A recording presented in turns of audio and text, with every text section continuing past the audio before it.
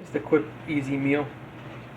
So I got this pearl couscous, Israeli style, #1 plastic recycling container with a tin of black pepper.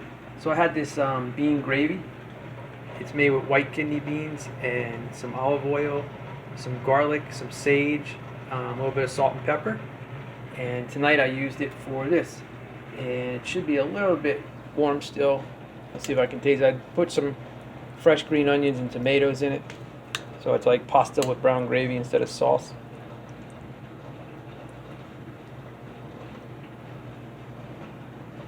Ooh. Yeah, really good. Really good. So if you want something different than just like oil, like olive oil or something, or sauces, try this bean gravy. You can make vegan biscuits in gravy, which I'm going to do next week. You can do this. What did I use it for?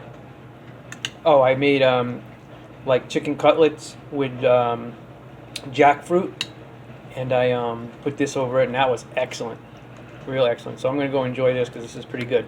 All right, that's it. Much love to you. Bye bye.